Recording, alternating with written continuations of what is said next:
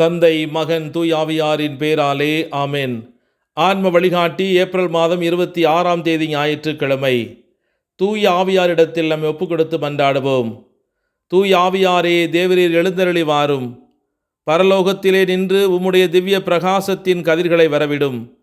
தரித்திரர்களுடைய பிதாவே, கொடைகளை கொடுக்கிறவரே, இருதயங்களின் பிரகாசமே, எழுந்தருளி வாரும். உத்தம ஆறுதலானவரே, ஆத்துமங்களுக்கு மதுரமான விருந்தாளியே, பேரின்ப ரசமுள்ள இளைப்பாற்றியே, பிரயாசத்தில் சுகமே, வெயிலில் குளிர்ச்சியே, அழுகையில் தேற்றரவே, எழுந்தருளி வாரும். வெகு ஆனந்தத்தோடே கூடியிருக்கிற பிரகாசமே, உமது விசுவாசிகளுடைய இருதயங்களின் உற்பணங்களை நிரப்பும். உம்முடைய தெய்வீகமன்றியே மனிதரிடத்தில் குற்றமில்லாதது ஒன்றுமில்லை. அசுத்தமாயிருக்கிறதை சுத்தம் பண்ணும், உலர்ந்ததை நனையும், நோவாயிருக்கிறதை குணமாக்கும், வணங்காதிருப்பதை வணங்க பண்ணும், குளிரோடிருக்கிறதை குளிர்போக்கும், தவறினதை செவனே நடத்தும். உம்மை நம்பின உம்முடைய விசுவாசிகளுக்கு உம்முடைய திருக்குடைகள் ஏழையும் கொடுத்தருளும். புண்ணியத்தின் பேர்களையும் நல்ல மரணத்தையும் நித்திய மோட்சானந்த சந்தோஷத்தையும் எங்களுக்கு தந்தருளும் சுவாமி. ஆமேன். யோவான் நற்செய்தி 10ஆம் அதிகாரம் 10வது இறைவார்த்தை. திருடுவதற்கும் கொல்வதற்கும் அழிப்பதற்கும் அன்றி திருடர் வேறெதற்கும் வருவதில்லை. ஆனால் நான் ஆடுகள் வாழ்வை பெறும் பொருட்டு, அதுவும் நிறைவாக பெறும் பொருட்டு வந்துள்ளேன். இது கிறிஸ்து வழங்கும் வாழ்வு தரும் நற்செய்தி. கிறிஸ்துவே உமக்கு புகழ். சிந்தனை. நல்ல மேய்ப்பரான இயேசுவை பற்றிய இன்றைய நற்செய்தியிலிருந்து நமக்கு நிறைய பாடங்கள் கிடைக்கிறது. ஒரு குழந்தையைப் போலவே ஆடுகளும் தங்கள் மேய்ப்பரின் குரலுடனும் பிரசன்னத்துடன் பழகிக்கொள்கின்றன. அந்த மேய்ப்பர் இரவும் பகலும் ஆடுகளுடன் வாழ்கிறார். அவர் அவற்றை பெயர் சொல்லி அழைக்கிறார், அவற்றுடன் பேசுகிறார், அவற்றை பாதுகாத்து வழிநடத்துகிறார். மேலும் பசுமையான மேய்ச்சல் நிலங்களுக்கும் தண்ணீருக்கும் வழிநடத்துகிறார். ஒரு அந்நியர் அவற்றை அழைத்தால், ஒரு குழந்தை அந்நியரிடம் எதிர்வினையாற்றுவதைப் போலவே அவையும் செவிசாய்க்காது விலகிச் செல்கிறது. ஒரு குழந்தையின் அந்நியரை பற்றிய அறிமுகமின்மை இயல்பானது மற்றும் களங்கமற்றது. ஆயினும் அது இயேசு விவரிக்கும் ஆழமான ஆன்மீக யதார்த்தத்தை பற்றி நமக்கு கற்பிக்கிறது. செம்மறியாடுகள் தங்கள் மேய்ப்பனின் குரலை அடையாளம் கண்டு அவருடைய பராமரிப்பில் நம்பிக்கை வைத்து அவரை பின்தொடர்வது போலவே, கடவுளுடன் இசைந்த ஒரு ஆன்மாவும் அவருடைய குரலுக்கு பதிலளிக்கிறது.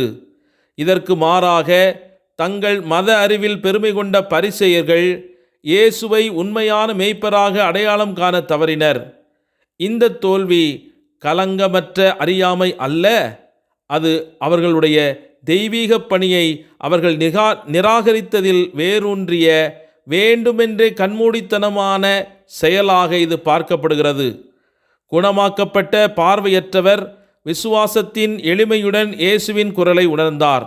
ஆனால் பரிசேயர்களோ தங்கள் சொந்த ஞானத்தால் காண்பதாக கூறிக்கொண்டு நல்ல மேய்ப்பனின் குரலை கேட்கவும் பின்பற்றவும் மறுத்ததால் பாவத்தில் நிலைத்திருக்கின்றனர்.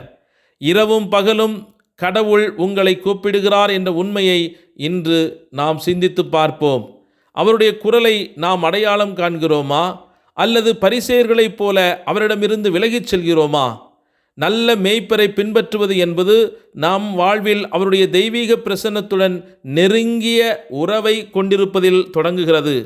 ஒரு குழந்தை தன் தாயுடன் பரிச்சயமாக இருப்பது போலவே, ஆடுகள் தங்கள் உண்மையுள்ள மேய்ப்பனுடன் பரிச்சயமாக இருப்பது போலவே நாம் அவருடன் மிகவும் நெருக்கமாக இருக்க வேண்டும். நல்ல மேய்ப்பரின் குரலை அடையாளம் காண தவறினால் நாம் வழிதவறி நம்மை நாமே கவனித்து கொள்ள இயலாதவர்களாகி விடுகிறோம். இயேசு நம்மை வழிநடத்தவும் நம்மை கவனித்து கொள்ளவும் புதிய வாழ்வின் செழிப்பான மேய்ச்சலங்களுக்கு நம்மை கொண்டு வரவும் விரும்புகிறார்.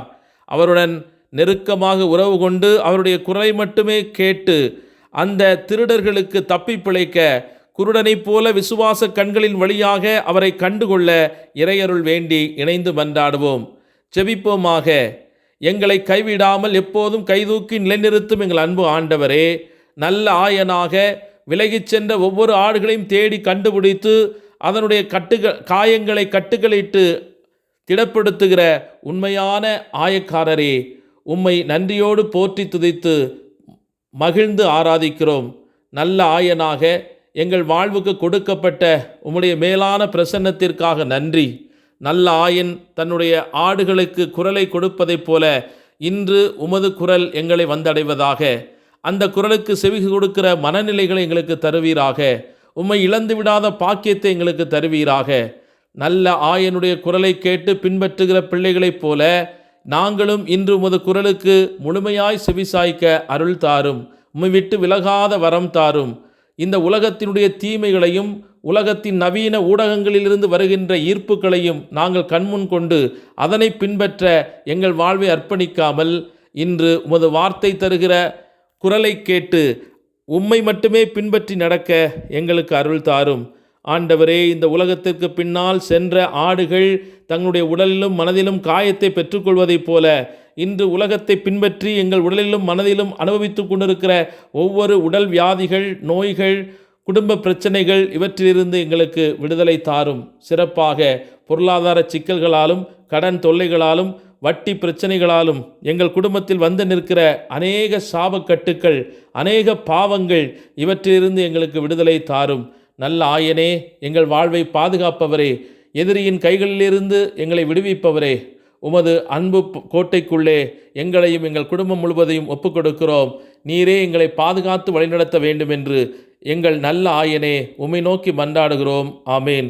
எல்லாமல்ல இறைவன், தந்தை, மகன், தூய் ஆவியானவர் உங்கள் அனைவரையும் நிறைவாக ஆசீர்வதித்து பாதுகாத்து வழிநடத்துவாராக.